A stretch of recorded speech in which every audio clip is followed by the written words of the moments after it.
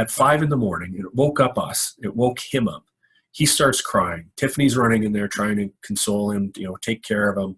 I'm answering the phone, and here it is, a bill collector that's calling us. And I remember at that moment thinking, enough. Enough is enough. I'm sick of this. We need to do something different. Hey guys, so we just wanted to talk for a few minutes and just share a little bit about our story. And, for Tiffany and I, over the years, we've shared little bits and pieces here and there as to why we got into real estate in the first place, some of the motivation that was behind getting into real estate. We've shared a lot about what our vision was from the very beginning, where we wanted to get to, but not really our whole story as to what motivated us. And we're asked quite frequently, what got you into real estate in the first place? Why did you pick that?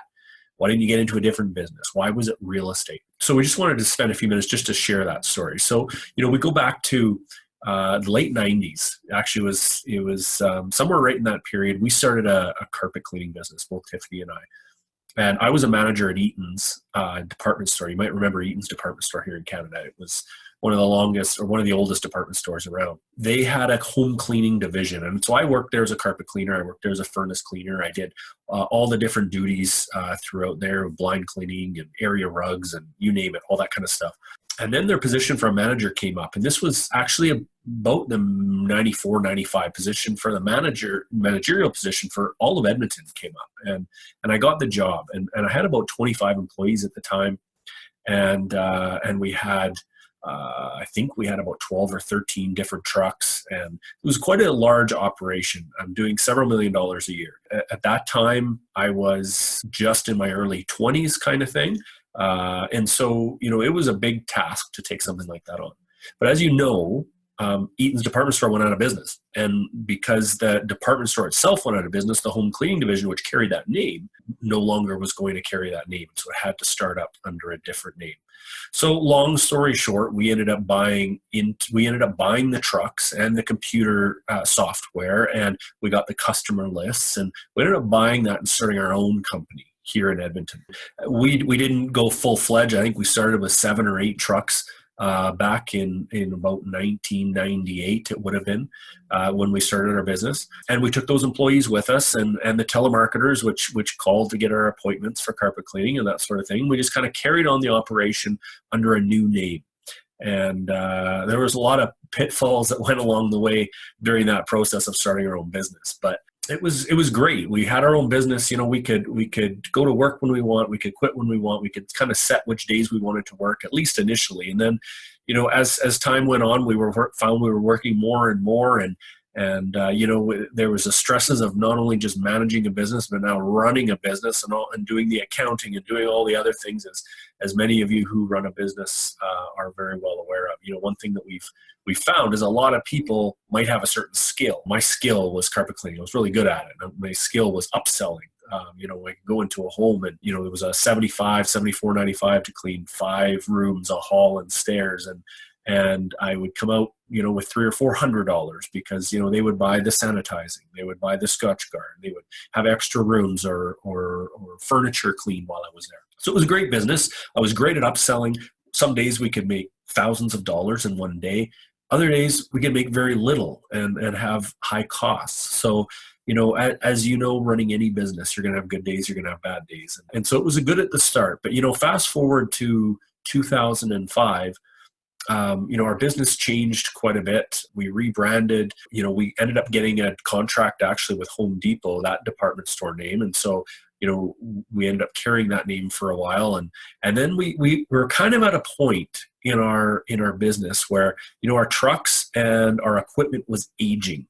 And the stresses of having employees, having to rent office space and having to all the expenses that go along with running a business. And it was we're kind of hit a transition period in about 2003, 2004, where we were kind of thinking to ourselves, is this really what we want to do? The business kind of fell into our laps when Eaton's went out of business, and we just did it. But is this really what we wanted to do for a long period of time? Tiffany started kind of looking around for other opportunities, other things that we can do. I remember going to a franchise expo in Edmonton, and lots of different companies were there kind of just selling franchise opportunities. And I remember looking at one of them. It was a hair business. I can't remember the name of it, but it was a hair cutting business. And of course I know nothing about it, but their whole selling point was you don't need to be a hairdresser to own the business. That was kind of a light bulb moment for me. I was like, okay, so I can own a business without having to do the work myself. And because that was a lot of, by that point, we had sold a lot of our trucks, a lot of our equipment because it was aging. We had kind of upgraded. So we were actually just running one truck in 2004. It was a brand new truck, which was great. I was doing all the work myself. So we had scaled down our business quite a bit just to alleviate some stress. And so we were at a crossroads. We either continue our business and start to expand again, or we look at doing something else. And so that's kind of why, the hair business kind of intrigued me and Tiffany. At first, we were like, we could buy this franchise, get all of their systems, start it up, have other people do the work, and we just manage it. That's way easier than me having to do the work and Tiffany having to do all the office work. And so it kind of intrigued us at a point, but we didn't move forward with that. It continued on, and we went to different seminars, we went to different expos and different workshops that came to town, and a lot of them were real estate related at the time. And so Tiff was also reading books. So really in this whole process, she was the catalyst. She was the one that was like, we got to find something different.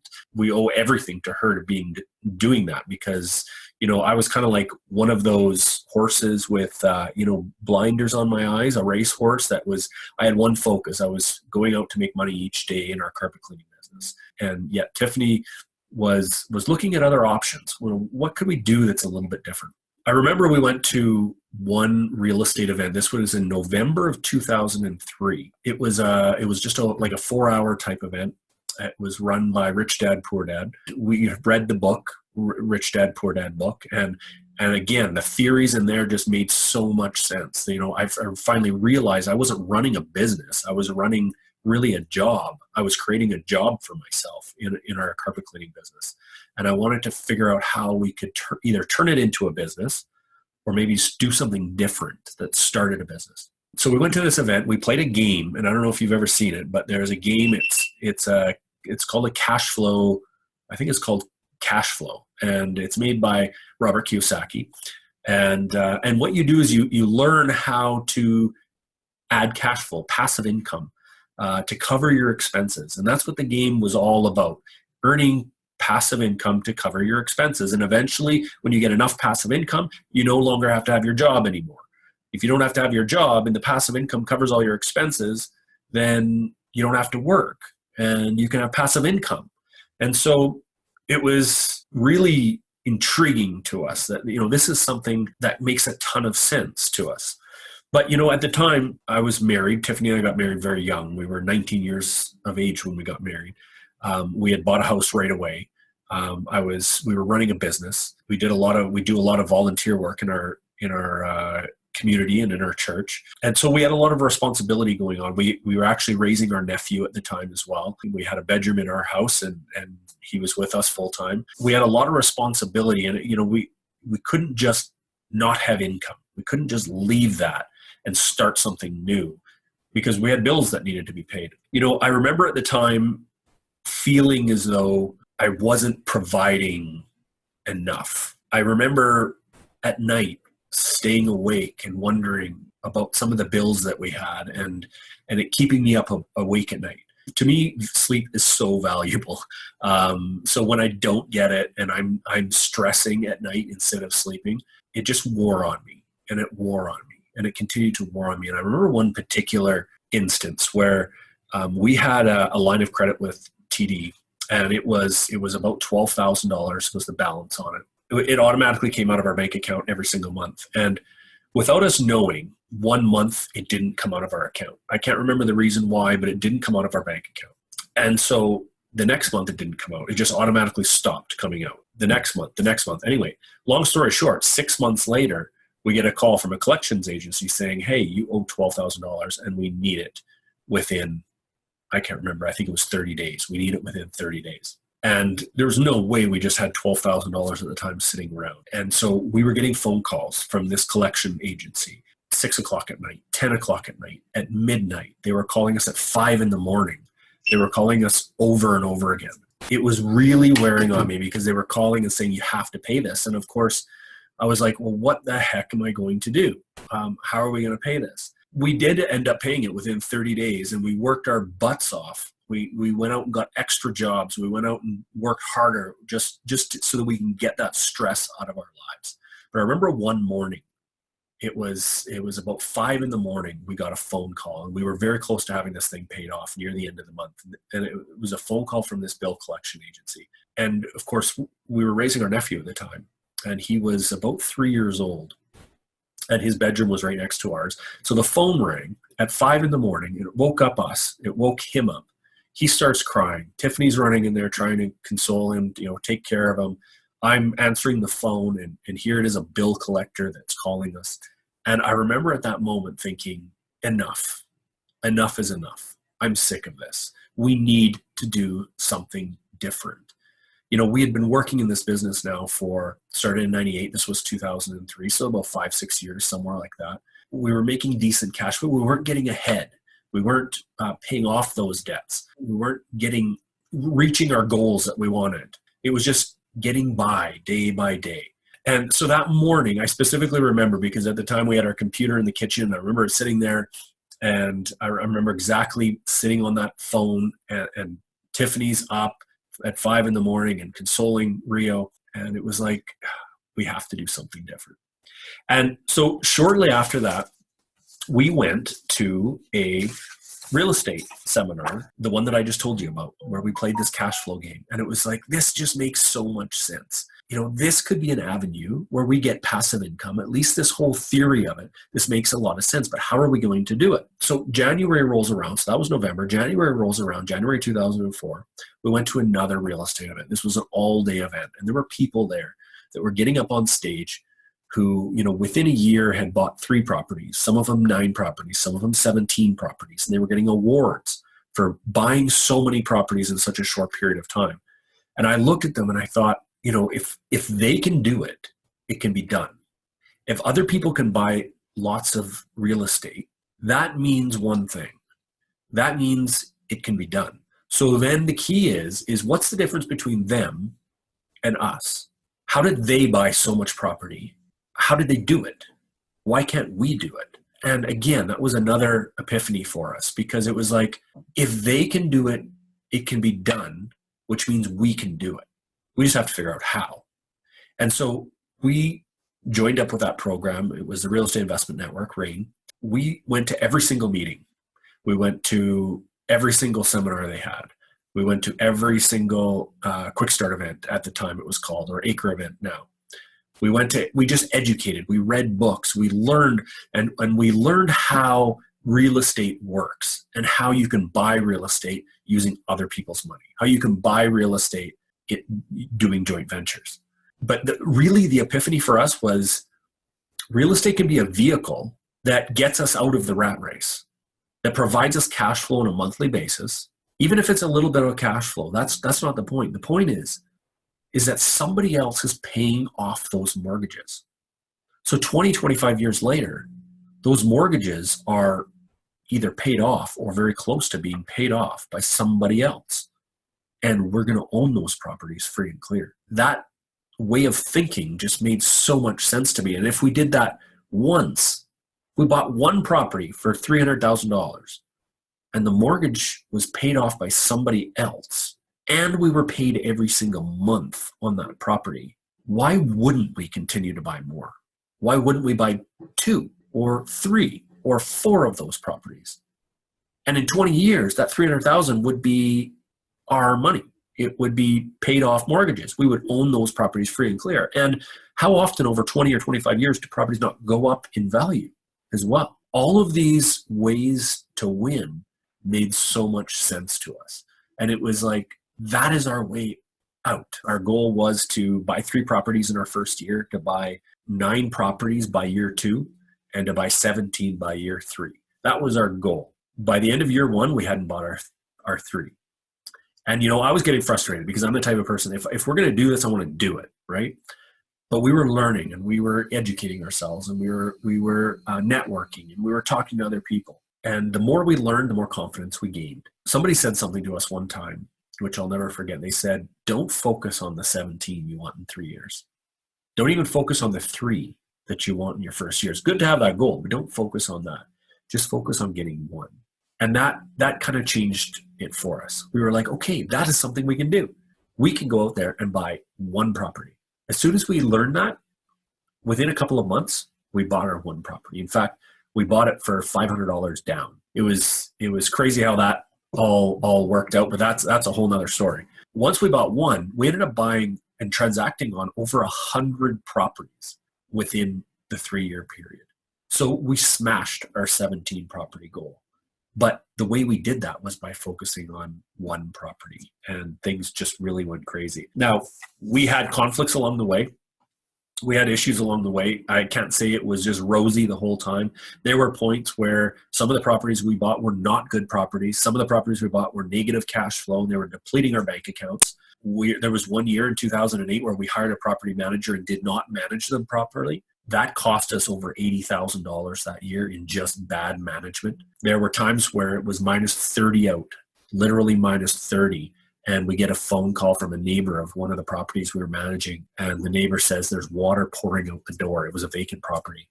And the dishwasher line had busted and it flooded the main floor. It flooded the floor below it and the floor below that. And so long story short, that was a headache. And minus 30 where they're squeegeeing water out of this property that's just covered and everything was moist. It was not a fun situation. So has our journey been rosy the whole time? No. Have there been issues? Yes. We've had tenants leave places where we've had to literally fill 2 dumpsters worth of stuff because they just left it all when they took off. So, there's situations throughout the process that have made it difficult. But what's really cool is in the end, Tiffany and I now, because of the work that we put into it, because we made the choice to do something different, we actually got to the point where we work because it's a choice. We don't have to work if we don't want to. We work because we want to work and because we want to help others and we want to teach others that this is possible. No matter what situation you're in, you can be young, you can be older, you can have not the greatest credit. Remember, I was getting called by a bill collector at the very beginning and we did not have any cash to buy properties. If we can do it, if you have the drive, if you finally make a decision and say, this is what I'm going to do, I'm actually going to move forward with something, I'm going to take action, I'm going to do it, you can do it. It's not like it hasn't been done. It's been done. It's been done how many times? 90% of all millionaires are made up by real estate. They did it. They got there because of real estate. So this is not a new concept, but there's certain things that I wish I would have known along the way. There's certain things that could have saved us a lot of hassle, could have saved us one mistake, could have saved us $80,000 in 1 year. So there's certain things along the way that I would do differently. There's absolutely no question. Having guidance along the way is extremely, extremely important. So if you're getting into real estate investment, I tell you, you must have somebody guide you along the way. Because whatever you pay for that guidance, we've paid literally hundreds of thousands of dollars in education over the last 15 years since we got involved in real estate. But it's made us millions. That's the key. It's made us millions. So think about that. Don't think about the $100,000 that it costs to get educated. You pay that along the way. Don't make that $80,000 and $100,000 and $500,000 mistakes that are so easy to make out there. Tiffany and I have been able to literally work while we travel. In the last month, we've traveled to Nashville, we've traveled to Seattle, we've traveled all through British Columbia, snowboarding at different mountains. In the last year, we've been to Ontario many times. We've been to Thailand, to Malaysia, to Hong Kong, and we can still do our work if we want to while we're away. And that's the freedom that real estate's been able to bring to us. It's really empowering and it can be done and you can do it too. So that's a bit about our story. There's been a big transformation for me. I remember when, at the very beginning when I was overwhelmed, when I wasn't sleeping well at night. I love to wake up in the middle of the night now, believe it or not, and think to myself, you know what? You don't have to be stressed about anything. To be able to wake up in the middle of the night and not have that money stress, and also to know, if something major happened, if some major disaster, something bad happened, worst case scenario, we sell one property and we'll have money to cover whatever it is. Having that as a backup, having the properties and the equity that we have sitting in those properties sitting there helps me to sleep at night. It helps Tiff to sleep at night. Having that stress gone is extremely powerful. I don't have that feeling like I was failing like I used to have. I felt like I was failing when I'm getting called by a bill collector and my wife and child are getting woken up at 5 a.m. But I don't have that feeling anymore. And having that gone is the greatest achievement. It's a great transformation that real estate's been able to bring to us. I just wanted to share some of those thoughts with you. If you're thinking at any point of getting on a journey of some sort, changing the situation that you're in, look at other options out there. Don't hold yourself back. But here's the key. I hear all the time about people who want to do something different, who are in the same situation that we were in, but they don't do anything about it. They learn, they have opportunities handed to them on a silver platter, and then they don't do anything with it because it takes work. Yes, it does take work. If you're going to learn this stuff, the one thing I have to tell you is do something with it. Take action. Don't just learn it and not do anything, because you won't reach your goal that you want. You won't reach that feeling of being able to wake up in the middle of the night and not have any stresses. It's a great feeling to have. So I hope some of those points that I've been able to share with you, maybe they resonate with you, maybe they don't. But that's a little bit about our story, what got us started in the very beginning, and where we are today. So I hope that helps. Cheers.